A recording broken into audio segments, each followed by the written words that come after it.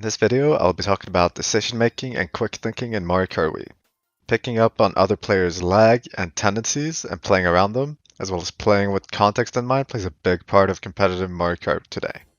I'll be going through 2 races from different wars in order to give some insight as to what my thought process is during the races. Let's get into it. Starting on Casey, my team and I have alternate spots starting from 1-3. So to begin, I will swerve left simply for a better alignment along with the chance of potentially bumping into the player starting in second. Coming onto the ramp here, I'll look back quickly just to get an update on the situation and the space I have to work with. It's only for a split second, but it's enough to see that my opponents are in 2-3 behind me. So with this quick glance of information, I make a mental note of the possibility that one of them may try to hit me and I can safely trail without hitting my teammate. Faisal calls out that they are doing Shumba and that he's also behind that person. So my initial reaction is to throw an ambitious banana at Vincent and then get rid of my other banana so that I don't trail Faisal behind me or next to me. Holding the banana to throw it at Vincent, it could be a good play, but a small mistake such as trailing my teammate could be spiraling into a much bigger problem than that. So throwing away my trail was the safer option. Here I see that Vincent goes for the wide-ish box on the right, which basically gives me a window of opportunity to pass him by going tight. It's a lot more comfortable to stay in first on my own screen in this situation than having to deal with driving behind his trail, and it's also just a good opportunity for me to try and TT past him on my screen. I can see that Vincent is about to bump into me and I have to react by hopping to cancel my wheelie, and this happens because Vincent is still ahead of me on his screen. I tell my teammates that I'll pass him with the wall ride strat, which is where picking up on tendencies is important.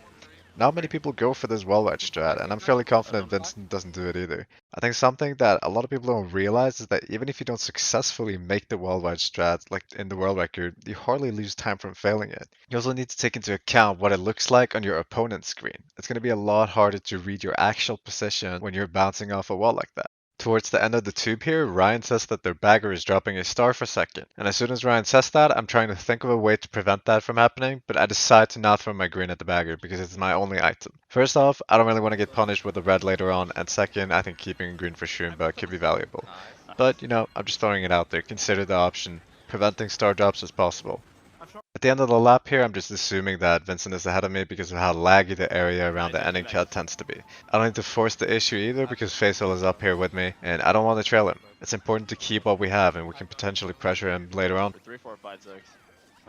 Next up, I go for Shumba as I have a green to do it, and I throw my remaining green in Vincent's direction because I know that he can't have a red shell to punish me with. After passing him here, I spot Sean taking the grass cut in fourth, which means he could have more shrooms, and at the U-turn, Faisal calls out that Vincent has a green. I decide to go for the left side box to get protection, and to potentially take the box from Sean if he shrooms up.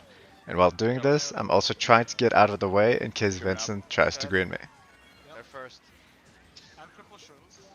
Sean skips the box, so I now can go tight on the upcoming turns. The green shell throw was really risky and ambitious. I was more so wanting to get my Nana's trail so that I could try to snipe Sean. It was a good Nana throw, but it only barely missed him, I think. I decided to throw my Nanas at Sean because I think he's holding a Shubin first, and that's primarily because he skipped the item box. I also think that if Vincent had a red behind me in third, he would have thrown this at me already.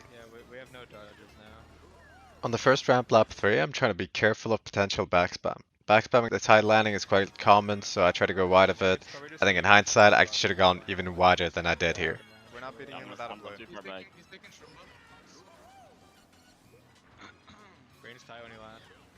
During the water section lap 3, I try to put a Nana in front of the box in case I don't take it on Vincent's screen and he wants to go for the box combined with the blooper.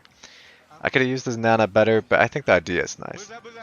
Throughout this lap 3, I'm not really in a position to do much. I just need to keep my spot for the most part. I try to chain for a red shell so that I can call a shock and red someone at the end of the race in order to beat them. In the end, I decide to call myself onto the last ramps so that I get the boost and grow before first place does, which should barely give me enough room to pass him. If I call shock into last set, I rely on getting a red shell, which isn't guaranteed at all. Context matters a lot. If this was race 11 or 12 and my team needed a big race, I would probably have played parts of the race more aggressively than I did. This kind of a video is not really what I usually make, but let me know if you'd like to see more.